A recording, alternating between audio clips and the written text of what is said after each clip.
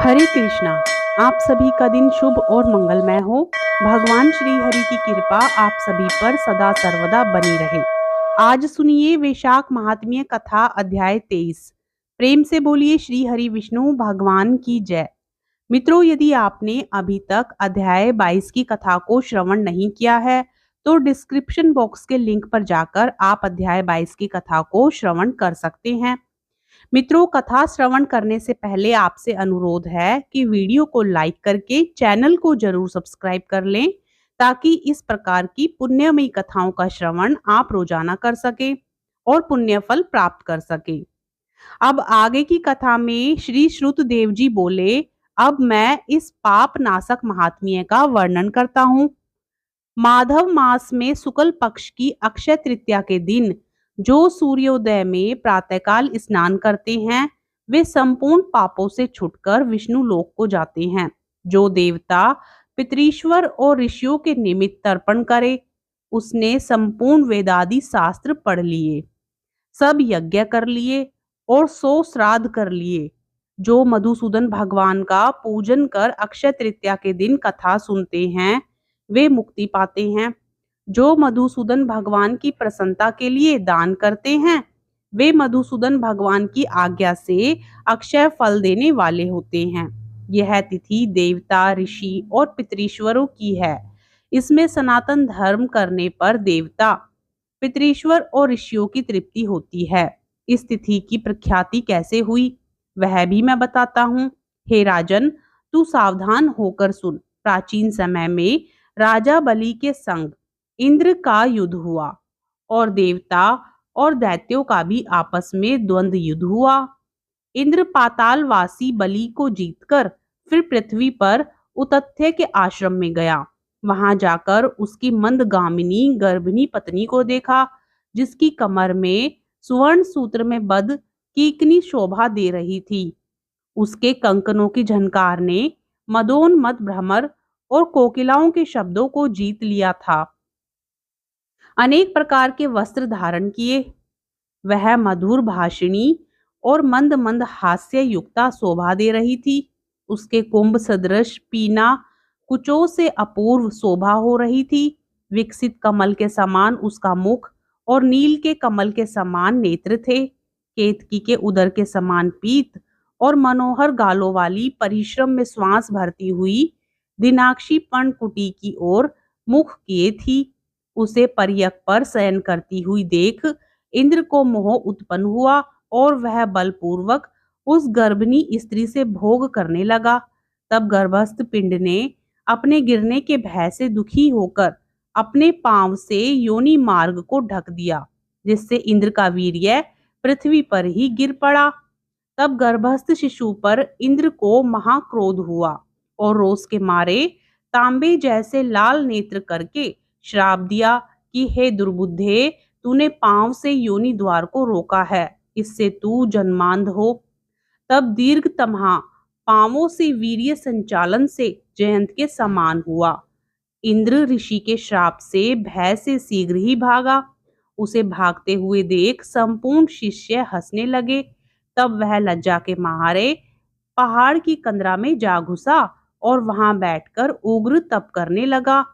जब इंद्र लज्जा के मारे कंदरा में जा घुसा तो राजा बलि और उसके साथी दैत्यगण गुप्त दूतों द्वारा भेद लेकर देवताओं पर आक्रमण करके अमरावतीपुरी दिक्पालों की विभूति और शम्रादि तथा स्वामी रहित देवताओं के राज्य का बलपूर्वक भोग करने लगे।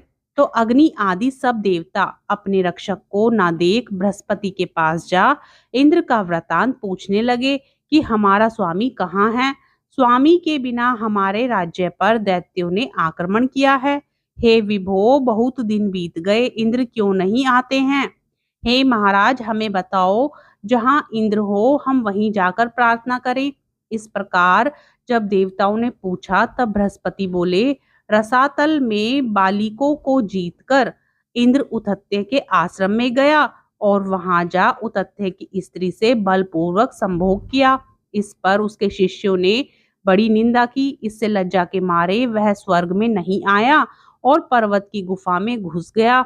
वहीं पर शची सहित निवास करता है और अपने किए हुए कर्म पर चिंता कर रहा है। बृहस्पति के ऐसे वाक्यों को सुनकर अग्नि आदि सब देवता इंद्र को ढूंढने और प्रार्थना करने के लिए मेरु पर्वत की कंदरा में पहुंचे।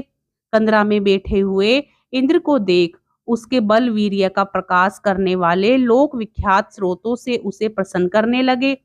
हे इंद्र, हे सब देवताओं के स्वामी, तुमको नमस्कार है। तुम्हारे बिना हमको दैत्यों ने बड़ा कलेश दिया है, जिससे हम स्थान भ्रष्ट होकर दुख के मारे जगह जगह घूम रहे हैं। अतः तुम चलकर शत्रुओं का दमन करो। ऐसी स्तुति सुन इंद्र गुफा से बाहर आया। लज्जा के मारे नेत्र पृथ्वी की ओर कमर झुकाकर देखने लगा। दुख के मारे कंठ भर आया, जिससे मुख से कुछ भी ना कह सका। यह दशा देख बृहस्पति जी बोले, हे इंद्र, तू शंका क्यों करता है? संपूर्ण जगत कर्माधीन है। मान अपमान, सुख दुख, लाभ हानि, हार जीत सब पूर्व जन्मार्जित कर्मों के अनुरोध से होता है। प्राणी कर्मों के अनुसार चलते हैं। देव योग से काल पाकर दुख अपने आप उपस्थित होता है। बुद्धिमान मनुष्य दुख पड़ने पर कुछ चिंता नहीं करते हैं और सुख से प्रसन्न नहीं होते हैं। इसलिए तुमको यह दुख प्रारब्ध से ही मिला है। हे इंद्र, इस दुख को पाकर तुम्हें सोच करना उचित नहीं। गुरु की बात सुन इंद्र ने कहा, हे मानद, पर स्त्री गमन के दोष से मेरा बल, वीर्य, यश, मंत्र शक्ति, शास्त्र शक्ति, विद्या शक्ति सब नष्ट हो गई। इन सब को खोकर मैं यहाँ गुप्त निवास कर रहा हूँ। इंद्र की यह बात सुन बृहस्पति सहित सब आपस में उसको फिर बल देने का विचार करने लगे। तब बृहस्पति जी कहने लगे कि मधुसूदन भगवान के प्रिय वैशाख मास में सभी तिथियां बड़ी पुण्य रूप हैं। इसमें शुक्ल पक्ष की तृतीया अक्षय तृतीया है। जो इस तिथि में श्रद्धा पूर्वक स्नान दान आदि करता है, निसंदेह उसके सहस्त्र पाप नष्ट हो जाते हैं तथा बल, वीर्य और ऐश्वर्य अत्यंत ही बढ़ते हैं। अतएव अक्षय तृतीया के दिन बलि के बैरी इंद्र द्वारा स्नान दान आदि सद्धर्म कराने चाहिए, जिससे उसका हित साधन हो, जिसके प्रताप से इंद्र में विद्या और मंत्र शास्त्र में पूर्ववत शक्ति हो जाएगी। बल, वीर्य और यश भी पूर्ववत बढ़ जाएगा। देवताओं समेत बृहस्पति ने ऐसा विचार कर इंद्र से वैशाख के धर्म कराए। अक्षय तृतीया के दिन भुक्ति और मुक्ति देने वाले धर्मों से पूर्ववत बल और वीर्यादि बढ़ गए तथा पर स्त्री गमन का दोष भी तत्काल नष्ट हो गया। इस कर्म से इंद्र अपने पाप कर्मों से इस प्रकार छूट गया जैसे चंद्रमा राहु से छूटता है, और वह देवताओं के मध्य पूर्ववत शोभा को प्राप्त हुआ। इंद्र ने देवताओं को संग ले असुरों को जीत अक्षय तृतीया के महात्म्य से सब वैभवों से मुक्त हो अमरावतीपुरी में प्रवेश किया। आगे शंख तुरयादि बाजे बजने लगे। फिर इंद्र की आज्ञा से सब देवता अपने अपने घर गए और पूर्ववत यज्ञादि में अपना अपना भाग लेने लगे। पितृश्वर पूर्ववत पिंड भाग प्राप्त करने लगे। राक्षसों के हार जाने पर मुनि स्वाध्याय में तुष्ट हुए। तभी से संसार में यह अक्षय तृतीया प्रख्यात है। यह देवता, ऋषि, पितृगण सबको संतोष देने वाली है। अतः यह सब कर्मों को काटने वाली सबसे पुण्यतम है। यह अक्षय तृतीया मनुष्यों को भक्ति और मुक्ति देने वाली है। हरे कृष्णा। आज का अध्याय यहाँ संपूर्ण होता है। आगे की कथा अगले अध्याय में श्रवण करेंगे।